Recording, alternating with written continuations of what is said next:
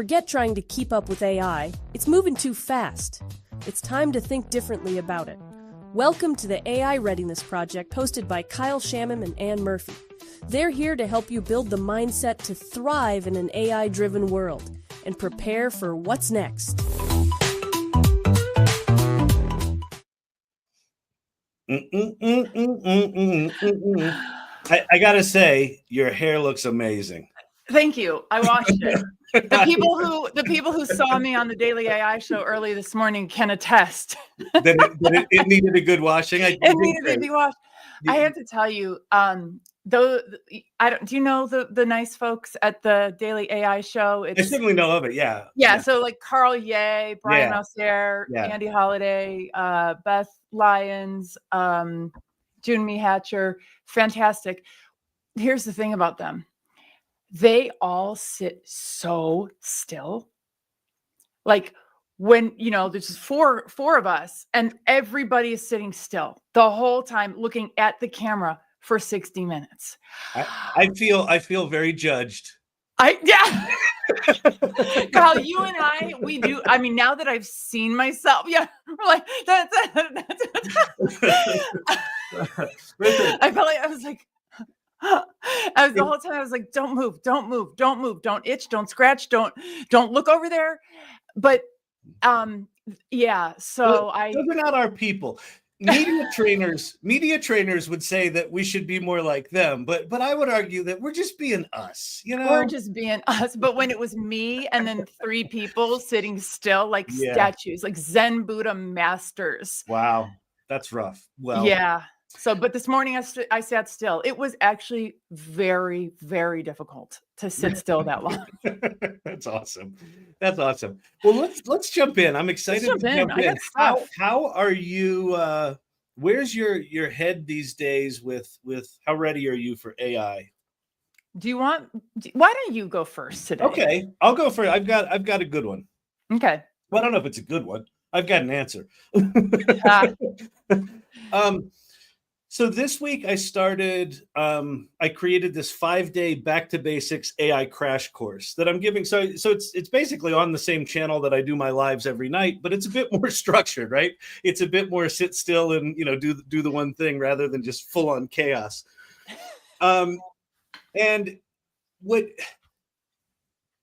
there's a couple of things that have struck me. I haven't done just a true back to basics kind of education in probably more than a year. Because a lot of people on the AI Learning Lab are irregulars. They're the people that show up all the time, and we don't necessarily need to go back to the beginning. And so there's something really refreshing about just assuming that anyone that's watching may not have tried even ChatGPT, may not have tried anything, and really thinking about, well, what do you talk about? How do you talk? Where do you start? Right? How do you talk about prompting? How do you talk about the tools? How do you talk about all the features within the tools? How do you answer their very legitimate questions about what do all these numbers mean for the different ChatGPT models? Like, what is this nightmare, right? So that's one piece of it. The other piece of it is essentially impossible to do it back to the basics. There's nothing basic right now in AI. ChatGPT itself, I have a slide of all the different features that I tried to go over in an hour. It was more than 25 of them. 25 distinct features like memory and system prompts and deep research and Sora and Codex and just custom GPTs versus projects, which are almost identical, but they're different. Study mode. Yeah. Voice mode, just all of it, right? So even the simple, straightforward tools are no longer simple and straightforward. And so it just reminded me of how far we've come, but also how intimidating this what we do is if you haven't been playing along. And I feel like that's going to get that shock or that jarring sense of, oh my God, there's so much to learn, is just going to get worse and worse and worse for people who are not up to speed right now. So the idea of AI Ready is just start playing. And it also very much reinforces for me the idea of play first is super important, because I can imagine, like, I was overwhelmed in just trying to put together, here's what we're going to talk about. Yeah. I can't imagine being new and just like having all this stuff kind of, blasted out of the screen at me. Like, what am I supposed to do? Just play, just have a good time with it, because eventually some stuff will start to seep in. You'll start to learn, but I don't know. So for me, it's been a really interesting week. Tonight we're doing creativity. So we're doing generators and video generators and song generators and things like that. So it's going to be a fun night, but still all of those tools have gotten so much more complicated and so much more sophisticated, even the simple ones, right? Yes. Well, okay. So can I just tell you how to do your job a little bit? That would be awesome. Because I don't know how to. You and I both know. For me, with the image, maybe it was just like the bridge too far, but when it came time to learn the names of all of the image, all the like creativity related AI platforms, that's when my brain said just no to all the names. Yeah. So I don't know if there's a way to like choose the ones that sound more different. Like, remember there's like Kriya and like decohere, Kriya, decomposed. Yeah, DID, like it just exactly. Descript, like they all are the same. So that would be really my only thing, would be help people somehow or another not have to remember 30 brand new nonsensical words, letters, numbers, sounds. Yep. I told you I was watching the show and I loved how I loved watching you go back to basics. I loved seeing you. Wait, did I miss, did the box metaphor come out yet? That was night one. You missed it. Okay, I missed it. That's sad. You missed it. But actually, no. I'm okay with it. Well, it was funny. I was not going to do it, and then the crowd demanded it. Yeah, I'm sure they were like they couldn't live without it. They were like, "You've got to see the box." I got the box out. Everyone was happy. It was good. Yeah, the box is good. But what I noticed in the comments that I really loved seeing was so many people. Like I was there in the beginning and then toward the end. So many people saying like, "Thank you so much, sir, for doing this. This is my first time. I've never seen anything like this. You're so energetic. Appreciate you. Thank you." Like a new crowd. I don't know, maybe it was how you guys promoted it or something, but really appreciative people. Well, it was really good. One of the things that Brandon noticed last night was he ran a poll at the very beginning of the night, and I think 80% of the people said they use ChatGPT every day. Okay. Some of the people that use ChatGPT every day, I was showing things, they were like, "Wait, it can talk? Whose voice is that? I didn't know it could talk." Like there were things in the list of 25 features, even if you use ChatGPT a lot, if you're not like explicitly exploring into the corners of it, there are very likely things it does you have no idea that are even possible, that are remarkable tools, right? And so it's like that's a thing that kind of blows my mind a bit, is that people that are fairly deep into this AI stuff had revelations in the back to basics. Just sort of, here's some stuff to look at. Even just with you saying there are 25 features, I started just like quickly thinking of them, and I realized in a moment, like, I don't even use O3. Like, right. I can't be bothered. I'm that spoiled. I'm like, I don't know, 4's fine. Like it could be. But it is. That's true. And it is. It's so good. Like 4 is so good. Like part of this, there's an ego thing. And for me, at least, I'm curious what you think of it. There's an ego thing of like, at some point you just have to go, I don't have enough going on up here to even need a reasoning model. Like there may be a use case or two where I pull it out, but for the most part, I'm not asking reasoning kind of questions. Well, also like when they say like, well, if it really needs, if it's something that's really hard to figure out, and I'm like, I feel like anytime I'm thinking it's like effortful, like how much more effortful? I guess I don't do things that are that hard or something, because I can't relate to all of a sudden like, no, this is a really hard one. Mm-hmm. I think we talked about this weekend, but I find it so fascinating that so many of us are like, we hit these milestones in our like AI educating, community building journey. And I told you independently, even though you and I talk all the time, I didn't know that you were doing the back to basics. You didn't know that I was launching a foundations, for women. Like, it's foundations for beginners, AI foundations for beginners. I mean, we could have launched that anytime in the last 2 years. Yeah. It was the same week as you launched yours, because it's time. We have to go back to the beginning, or whatever the version of the beginning. I don't know if we need to go back to the beginning all the time, but build some foundations with people so they can take on what's next. Yeah. And I mean, the fact of the matter is, even though it feels like we're just getting started, we are 2.5 years into, right, the post ChatGPT world. It seems decently likely that tomorrow ChatGPT 5 shows up, which is exciting. But again, it's going to be a whole new thing to understand. It's going to be a whole new, probably, way to talk to it. Yeah. I think if the promises of Mr. Altman are correct, we're not going to have to deal with models anymore. That would be lovely. That it will just do the sort of dynamic, model choosing on its own, which that it should be. Like, if I never see another 044030 3.6.4.2 again, I'm good. Like, we're done. No more. Yeah. Just answer my question. You guys figure out the numbers. Keep track of that stuff. I have a very simple request. I'll ask, you answer brilliantly, and we're done. And then we're done. So what do we want to talk about for a couple more minutes? Do we want to talk about study mode, because that's kind of exciting? Do we want to talk about ChatGPT 5 coming out? Do we want to talk about AI powered pricing and the freak out around that? What do we want to talk about?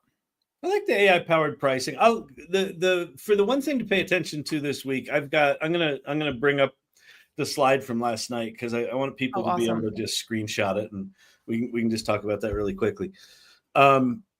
The AI powered pricing. So this was, I think, Delta Airlines, correct? The CEO of Delta Airlines said, "Hey, good news.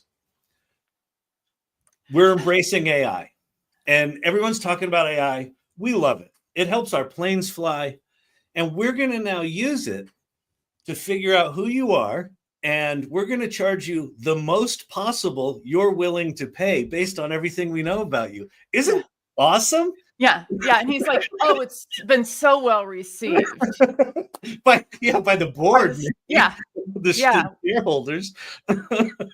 I know, and I love the audacity to just be like, this new pricing model is called "What's the most you will pay?" Unbelievable. Hey, it's funny. There's something about AI that is so seductive that I think it's tempting for people to go, "Ooh, this is AI," or "Ooh, I want to use this AI tool or this is an AI strategy," right? Like, the more we learn about this stuff, the more we go back to the lessons we've always learned, which is the technology is not as important as, wait, why are we doing this? What are we trying to accomplish, right? And I think there are going to be just sort of a rolling series of gaffes, for the coming years, while people just adopt technology, talk about it just because they think it's cool, and use technology for decisions like that, which are, a choice. That is a choice. It is a choice. But what's tricky about it is that it's the kind of thing that makes it really easy for everybody to say AI is nothing but evil. Yeah. Because it really would be awful if every single thing we needed to transact about was based on all these bajillion data points that we've so willingly given over. And you could say, like, well, it's kind of sort of been this way. Yeah, you could say with the airlines, it's kind of sort of been this way. You don't know who paid what. You for sure didn't pay the same price as the person, back there or up there. But when you start thinking about things like gasoline and food and medicine and all that, and what regulation may or may not be put in place to protect us. Mhm. I think this is an example of when the AI looks pretty freaking bad. Yeah. It's a bad look.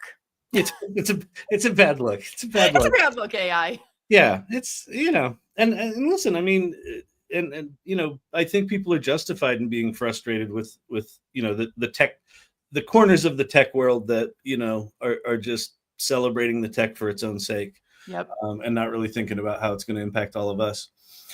Okay, so let's talk about a thing to pay attention to this week. So I think what I'd like to do is I just had it up for a second, but I want to pop this screen up. And actually, I think what I'm going to do for a second is make it full screen. And I'm going to encourage anyone who's watching right now, take a screenshot of this. Okay. This is, believe it or not, last night on the Back to Basics, the AI crash course, when we had our ChatGPT 101, this was the slide.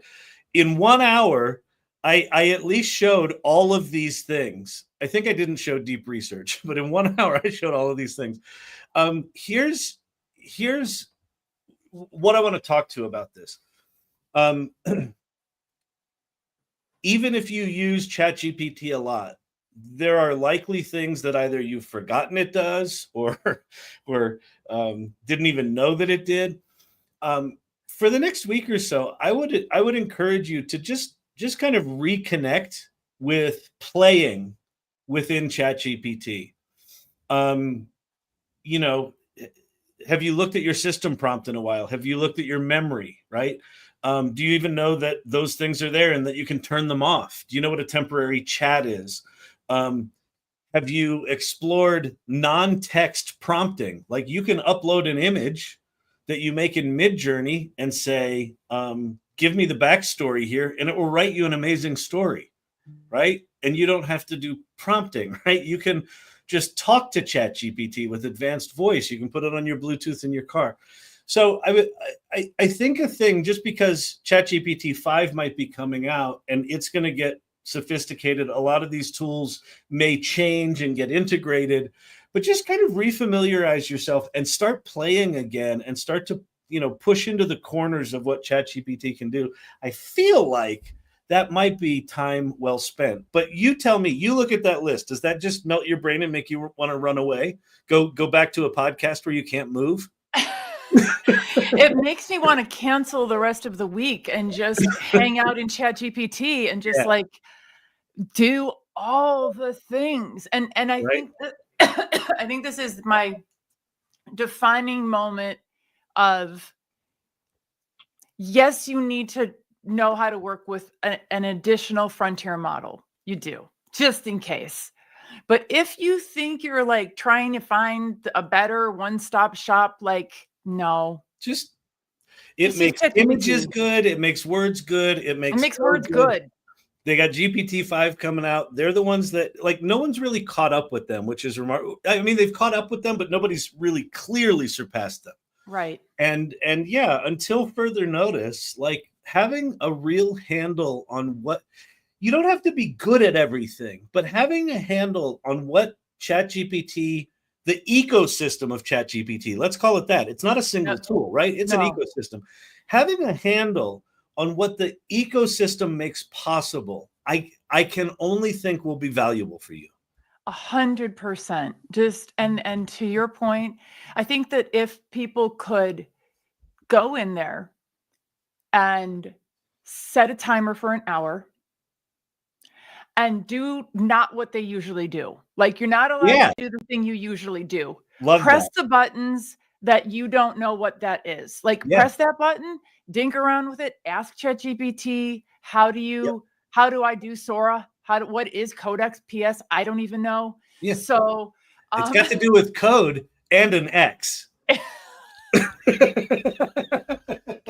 Right? Like, and do some fun stuff. Yeah, I think I took a picture of it because I'm like, I need to refresh my memory. Yeah, I couldn't believe it when I wrote that down. I'm like, I thought it was going to be just a column, like a single column. I had to go 2 columns. I had to categorize stuff. Because Yeah. I'm like, wait, some of these things are related to each other. Like custom GPTs and projects in ChatGPT are very, very related. They're kind of variations of each other. Like projects is kind of like Notebook LM. Custom Well, then, GPTs are yeah, kind of see? these things you can share with the world, but you can sort of do that. It's, but again, it's just like, go play. It's funny because I told Michelle Monte Silva, who is the executive director She Leads AI Academy, and who's our foundations course is her baby. I said the other day, I'm like, but I gotta do my thing where I go around the whole OpenAI ecosystem and I show everybody all the things. And I just now realized, no, that's not possible in a, foundations 90-minute one-time workshop, but I can do some cherry picking, but it's very robust. You can't. In fact, I would argue that showing that much stuff in an hour was a tad irresponsible. Right? Because if I were sitting there and someone's like, oh, ChatGPT 101, I'm going to learn how to prompt it. And I come in there and then I'm just assaulted with the 30 things it can do. I'm like, you know what? I'm good. call me when someone figures this thing out. Right. Yep. At the same time, knowing that it is a very deep well for $20 a month, even the free version of ChatGPT is so incredibly valuable. Yeah. If you take the time to kind of learn what it can do. And I think to your point, just go do stuff you haven't done in it and play. Like, don't put any expectations on it. Don't tell yourself you've got to learn it. I think one of the worst things you can do is just say, I have to learn this. And then it just makes it like, eat your vegetables, That's how I am. Yeah. Just go play. Very Gen X. It's going to be awful. I know. I'm going to love it. And it's bitter, you betcha. You betcha. So one thing, okay, so the people who haven't been, obsessing about this stuff for the past 2.5 years, what is it going to be like for them when the advent of ChatGPT 5 wakes them up and they're like, okay, this big thing, I knew something, I knew it had a 5 in it, it happened today, now what? What's it going to be like for them, do you think, if they don't have any background and they're diving into 5?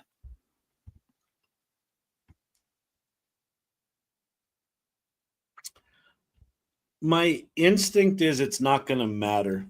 Okay. Sam Altman in the Theo Von interview, which I know drove you a little bit crazy, but there was a point in that interview where Theo said, "Is there, like, what scares you? Is there anything that scares you?" And Sam said, "Oh, someone sent me this email and I didn't even understand what the question was, and I put it into 5 and it just answered it right, and it kind of shook me. It was like, oh, I don't even need to be in this conversation, right?"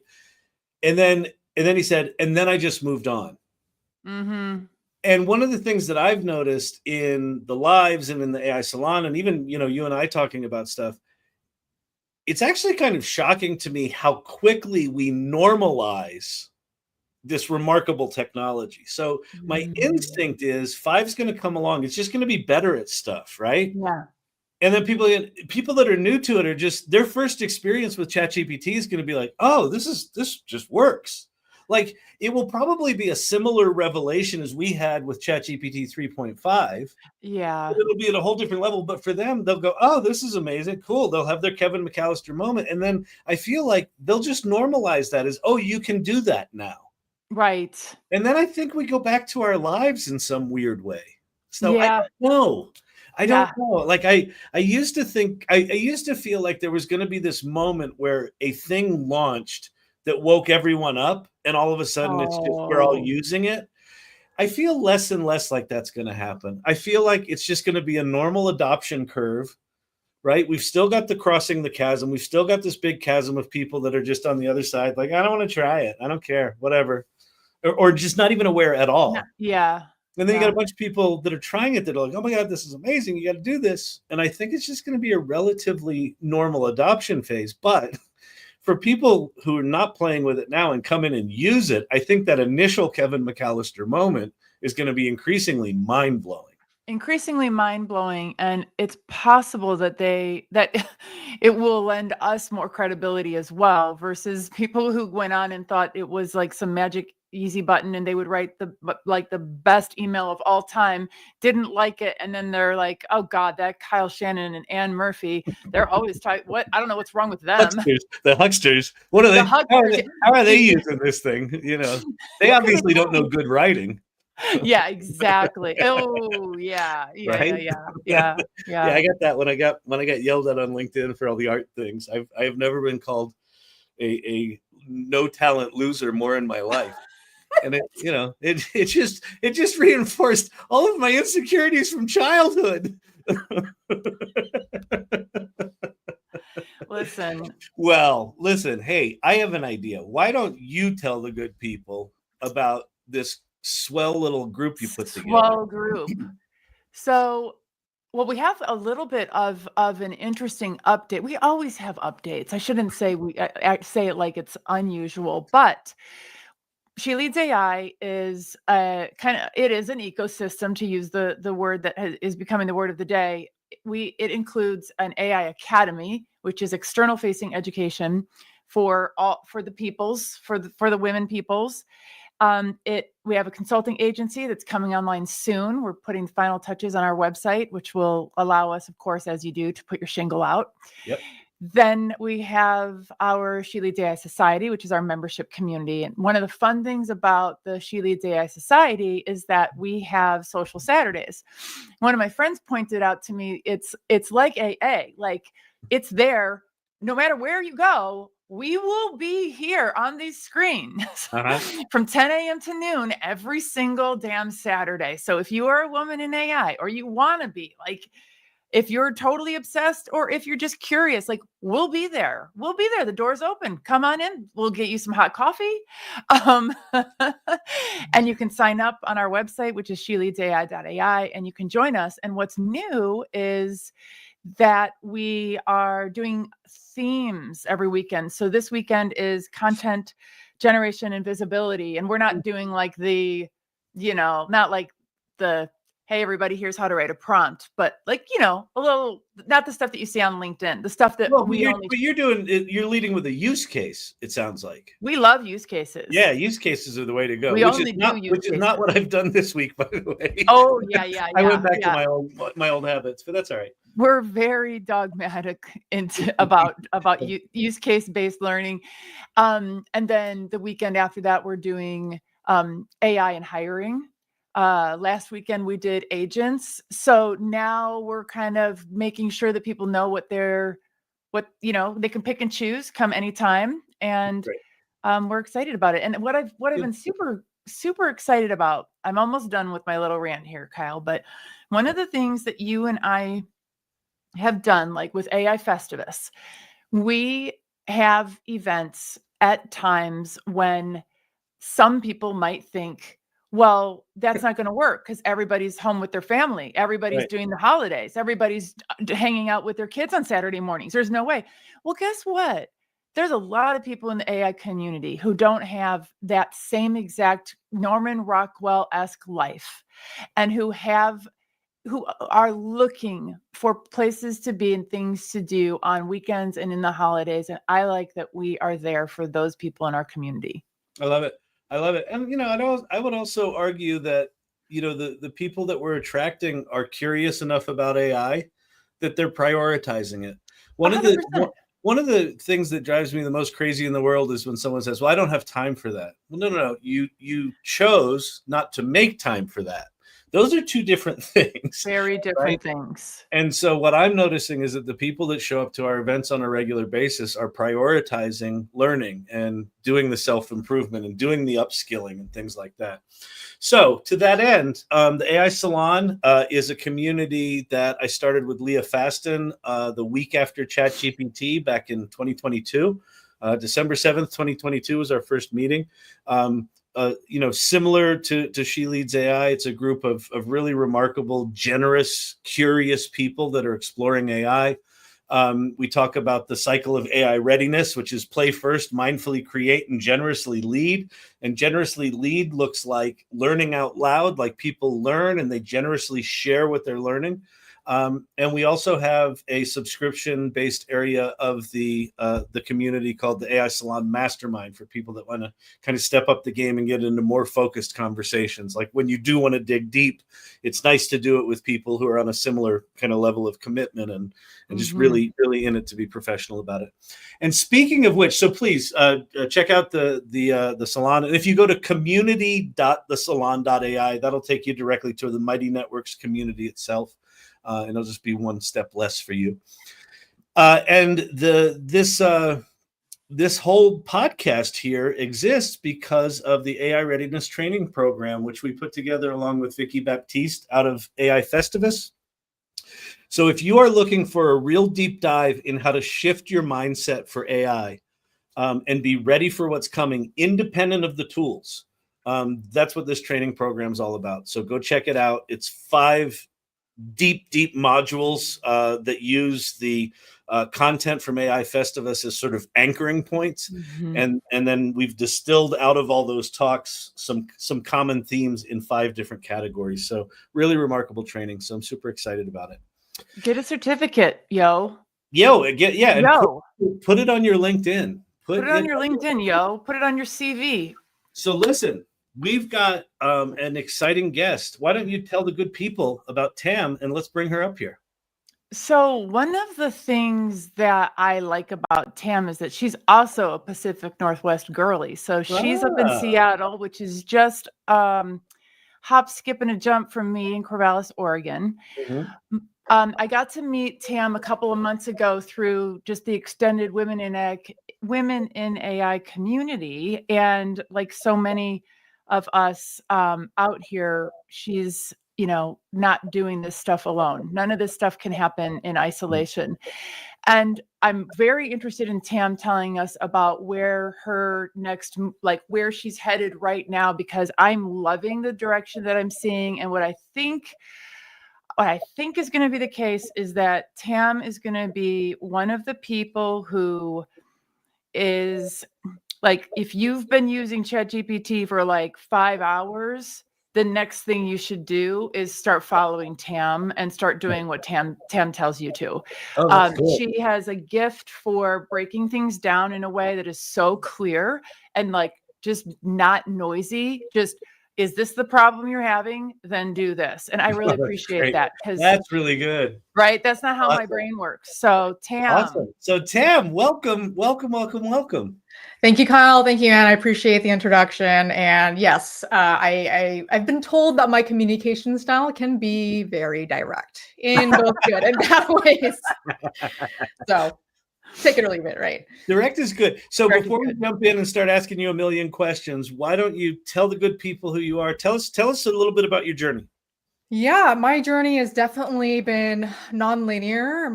Probably like most people here, probably like you guys as well. I started out in accounting. I was in that for 8 years, did property accounting, real estate, both commercial, residential for a while. And I just got bored of the financial year-end close and the quarterly close and doing taxes. And, just to me, it was just not something that aligned with what the work that I wanted to do.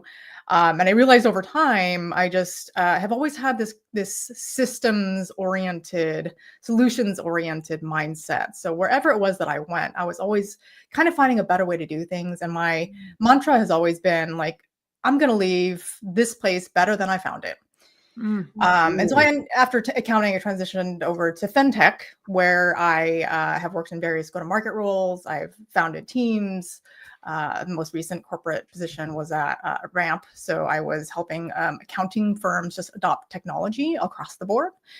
And yeah, it was great. And now I have become obsessed, as you say, with AI. And I think I really agree with your point on play first, because that is exactly how I've learned how to do everything that I know now, is just by testing. And I've spent dozens, even hundreds of hours playing with AI. Yeah, that's great. And what's your current thing that you're doing that you're most excited about? Yeah, and that's a really great question. Thank you for asking that. For the last couple of years, I have been really diving deep into not only AI, but also marrying that with the automation aspect. So using tools like Zapier, like Make.com, like N8N, and then combining that with AI. I've been a little bit more of a generalist up until recently. And only recently have I decided to narrow down into content generation specifically and going into LinkedIn first and expanding into, blogs and newsletters. I think this is something that a lot of people struggle with. Using the automations. Using automations with AI. Yep. Yeah.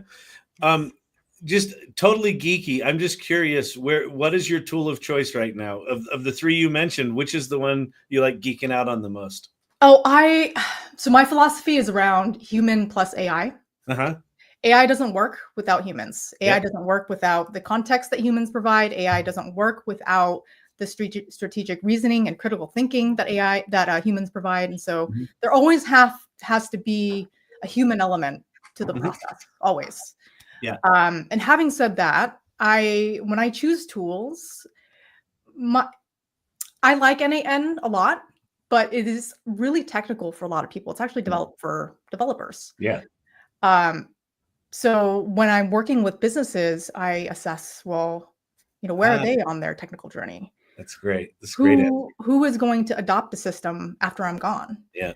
So those are the kind of things that I think about. So between Make and N8N, I like N8N a lot. As far as AI is concerned, I use both GPT and Claude quite a bit. So you may have heard Claude is really, really great at writing, and I can attest that. Oh, that's cool. That's cool. That's actually the perfect answer. I asked you a crappy question, which is what tool do you like? That's the right answer is depending on who I work with, I have different favorites. That's an awesome answer. All right, I will shut up now. And questions, thoughts. No need to shut up. Now, when you're doing your content thing, you're obviously going to, discover all sorts of different areas that you want to help people help people like expand and explode. Do you think you're going to end up being like a influencer personal branding kind of coach, or like a CEO personal branding kind of coach, or just like an everybody kind of educator? What are you thinking is your ICP? Yeah, I've been thinking about this quite a bit. And if you have played around with content posting tools, content creation tools, SaaS products, the issue that we encounter with those tools is that, number one, they're very easy to use. Two, once you buy into the system, then you're paying this monthly subscription and you're stuck with them forever. Your data lives with them. You don't own that data, they do. And the other thing too is it's very, very hard to build business specific context into the SaaS, into the platform. And so what you get is this really generic output. Let's say you use a tool that creates LinkedIn posts. That post is going to follow the same template that, thousands of other people are using. And it doesn't know anything about your business. It doesn't know anything about your ICP. It doesn't know anything about the services that you offer. It doesn't know what your brand voice is. And so what I have really been focusing on a lot is what kind of context do we need to feed AI? How does that need to be structured? What does that actually need to entail to make AI give us the outputs that we actually want? And so my ICP, to answer your question, long roundabout way of answering this, is going to be solo founders, small teams who can't afford to hire an entire marketing team, and even potentially digital agencies. So where I come in is I'm not a marketing agency. I'm not a content guru. I'm also not a SaaS platform. I'm going to build bespoke solutions that work for you, that actually take your business context into consideration. Awesome. So you're focused on that part of, are you a context engineer? I kind of have a physical reaction when I hear the word prompt engineering. I do too. How do you all feel about that? I hate it. No, it was really just a trap to get us all to be able to agree that is. We're tossing you a bunch of traps today. Yeah.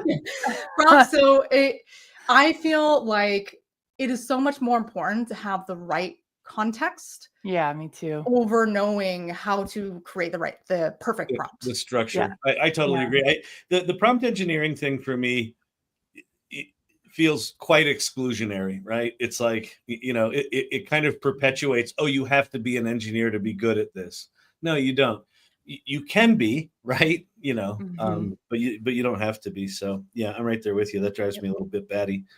I have a recent little life hack for context. Can I share it with you, Tam? Yes, absolutely. And everybody, all the nice people. So, everyone who's listening. Yeah, just me and you, Tam. Everybody else, just turn down your volume. Okay, so I don't have like a Teams account or whatever. I have normal, ChatGPT Pro or whatever Plus. I don't think we should have to be able to tell the difference between Pro and Plus. It's the one I pay for, whatever it is. But I have tons of contractors and tons of collaborators who are all working on the same general topic. She leads AI. And so, but what happens is that we're all super well-meaning and everybody wants to promo stuff. And I'm certainly not going to begrudge anybody who wants to do marketing for our organization. But because people aren't all feeding the same context in or accurate context in, we get some messaging kind of drift, to say the least, including some of the stuff that we absolutely don't say, right? There's like a suite of like ways of describing women in AI that we just don't use those words. And so what I finally did is I sat down, I was like, I don't believe a brand guide is the end all be all that it used to be anymore. I think that the brand guide still it's old school. Like you're thinking somebody's cross-referencing your sacred brand guide while they're working in AI, and that's not happening. Not at least with people I work with. So we create these packets. We call them packets of context. So if you're working on the this, that, or the other event, here's the She Leads AI packet plus this event packet. And then they can upload it into their custom GPTs or their projects, because I don't want to just give people my stuff anymore, because everyone knows how to make a better mousetrap for them, for their brain, for the way they work. And this is a huge shift for somebody like me, because I don't like, well, you should see Kyle's, this is the kind of Gen Xer he is, Tam. Kyle saves his files without proper naming conventions on his desktop. I do. Untitled 1 version 2.5. Yeah, final. Yeah, final. 3.4. Yeah. Yep. 3.4 _draft. No, but you make a really great point there. And, it's kind of like, because I used to work pretty heavily in operations as well. It's like creating SOPs or standard operating procedures they're incredibly detailed. They've got the looms, they've got the step-by-steps that no one ever looks at ever again. Right. You know what I mean? It's just false. It's a padlock on a paper bag. Well, right. I'm curious as to your thought, Tam. I feel like we're potentially entering an era of co-creation. One of the things we did at the AI Salon is we created a mid-journey mood board, a style for the AI Salon. And we give that out to people. And we're like, hey, if you want to ever make images that are like on brand for the AI Salon, just use our thing. So it's kind of like a brand guideline, but it's more like a brand, like here's a brand goodie, right? Yeah. And you can go create within that. I mean, do you think we're entering a more dynamic era of brand expression, brand engagement, customer engagement? Yeah, I mean, again, context is everything. And I think that one thing too is when you feed these documents to AI, it's not a static document. It's a breathing, living thing that needs to be updated constantly as your business direction changes. And I think that, myself included, sometimes I can forget to do it. It's painful to update these things, but your AI is only going to be that much more relevant if it has the most relevant information about your business. If it's got it. Before we jump onto our 3 questions, our lightning round for our speakers. You mentioned that you're narrowing your focus to content generation and LinkedIn posting and things like that.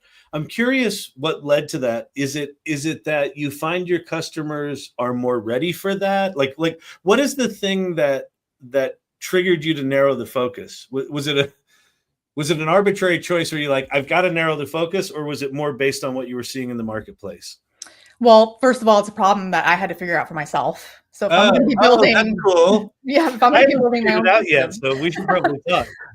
But I also see, you see those LinkedIn content gurus with hundreds of thousands of followers, and they give you all these posts that, they seem like people are engaging with them. They got likes, but we have no idea if they're getting customers, right? We don't know, and they're not really providing tactical strategies or implementation strategies. You can make money with ChatGPT, right? Or here's a hook, or here's this, how do you actually apply that? Yeah. And I think of content as a business acquisition channel, and so it's something that deserves the respect, it deserves the time, the investment. Every post that you put out there, who are you reaching? What is it you're trying to teach? What is the goal of the post? Are you driving people to your newsletter? I think it's a really good idea to get people off LinkedIn and following you on a newsletter, because you own that audience. Right. If LinkedIn changes the algorithm, or something blows up, all your followers are gone. Yeah. Amazing. So it's really about starting with content and moving into revenue generating systems. Everything from generating lead magnets that get email addresses, getting people to follow your content, getting people to buy your products. That's really what I'm focusing on, and less about content guru strategies and more about taking those strategies and applying them to AI and automation so that we can do it at scale. Yeah, I love it. It's just it's so clear, and it's not, I'm selling AI automations, right? It's like, you want some revenue for your business? I'm going to hook you up. I'm going to remind you what Tam said, which is that social media is a business acquisition tool. Mm-hmm. Yep. Which Tam did not say entirely clearly, but we do need to tell people that we would like to work with them. Remember? Exactly. Remember, Kyle? Kyle forgets to tell people that a lot, Tam. I'm really bad at this is an intervention moment right now. Exactly. Yeah, here's my product. Here's my service. What are you trying to sell? Put it out there. Worst you can do is ignore it. Never does. I'm bad at that. All right.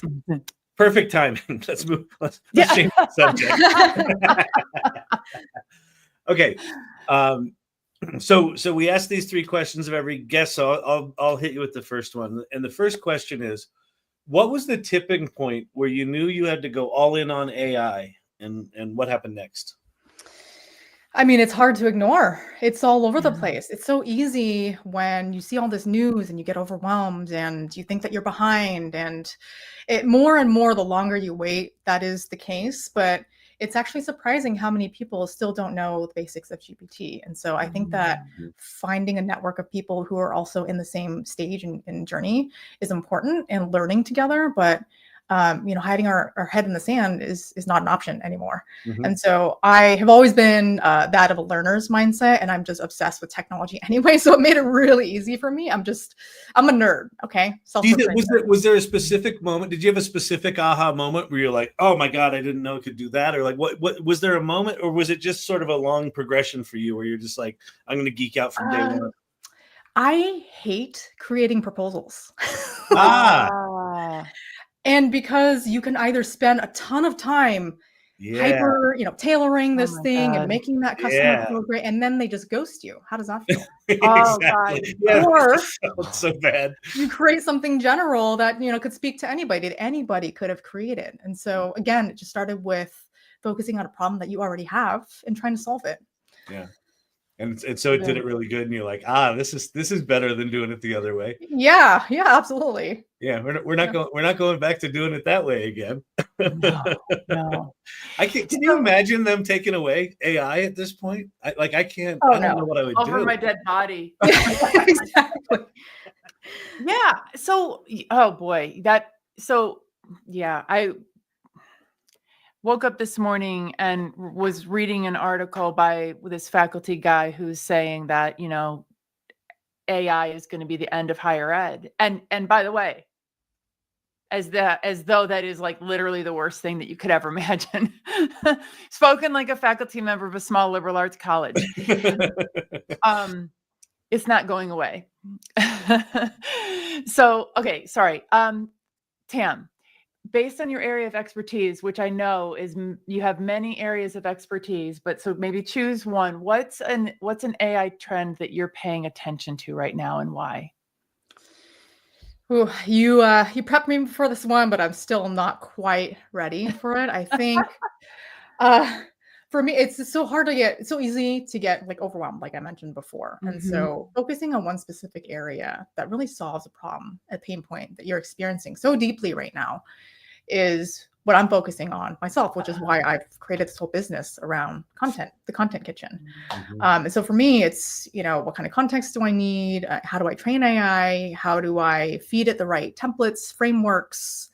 And then how do I automate all that? How do I put it into a database and give AI access to these tools outside of GPT, outside of Claude? And how does that all interact?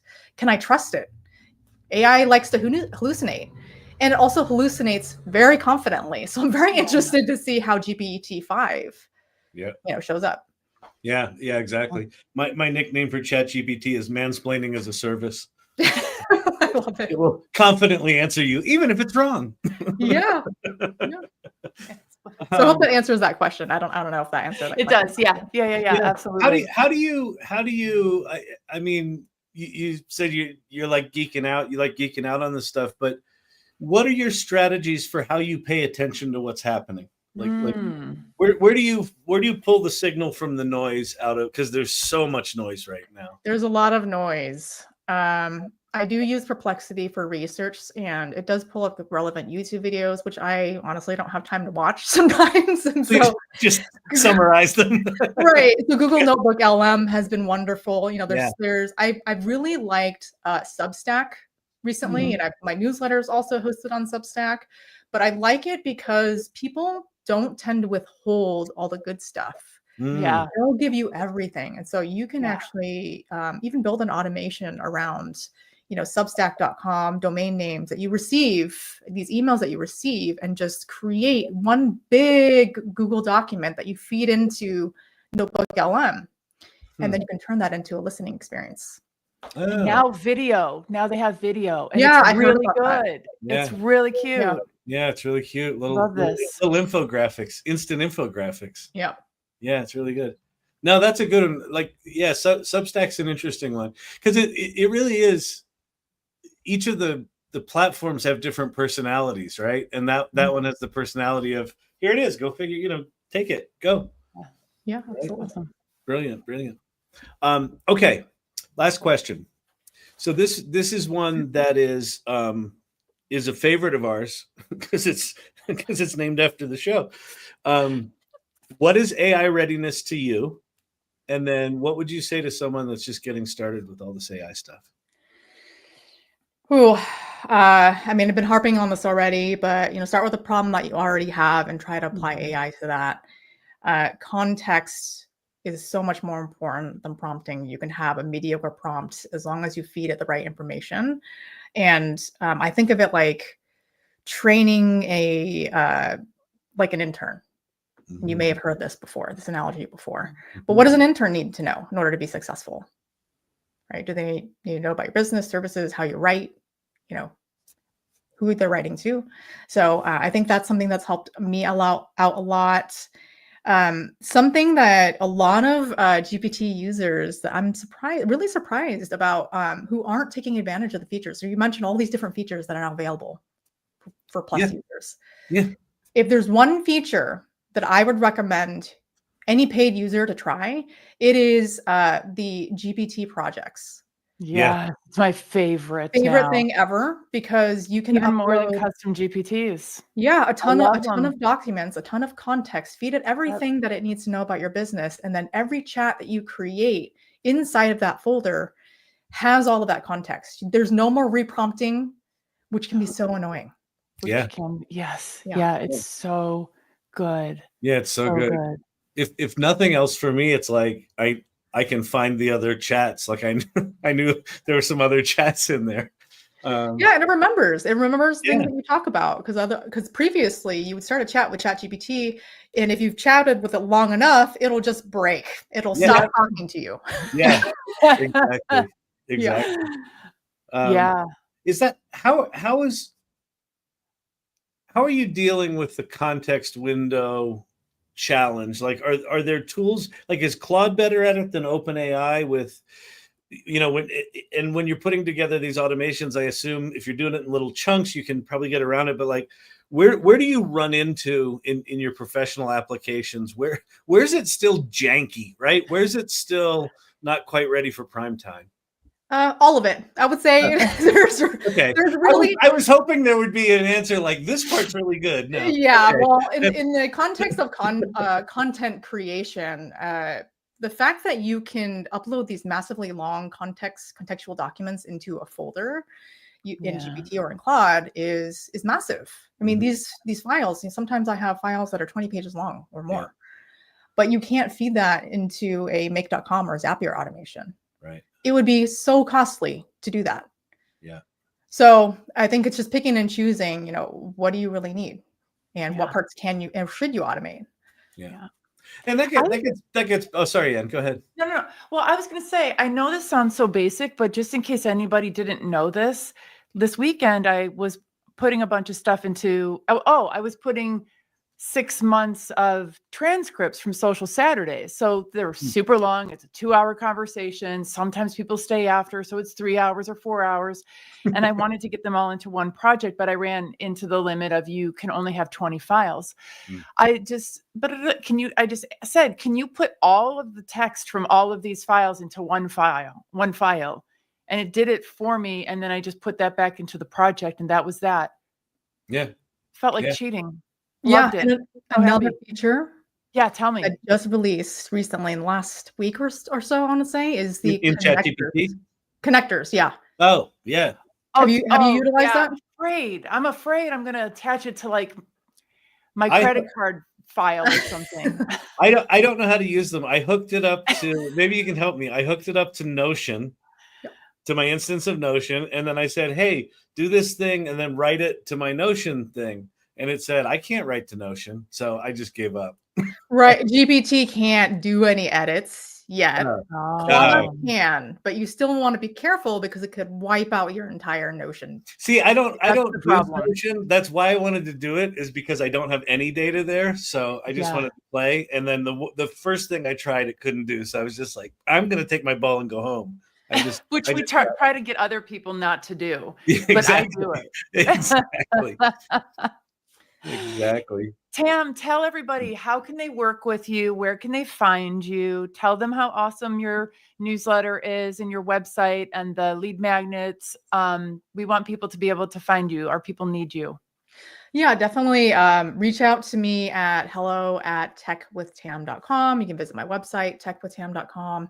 I started a publication on Substack. It's called thecontentkitchen.co.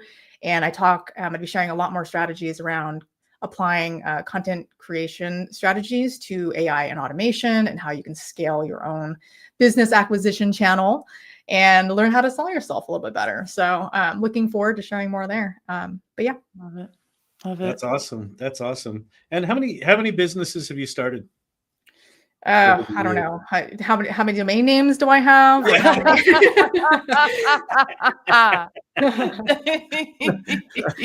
I registered more domain names in the past year and a half. Yeah, it's a problem. Yeah, they're all gone. All of anything shorter than 5 letters. If you want the .ai, they're gone. Yeah, you have to do crazy. You have to do crazy things like, "Are you ready for AI.com?" with some combination of letters, numbers, and asterisks.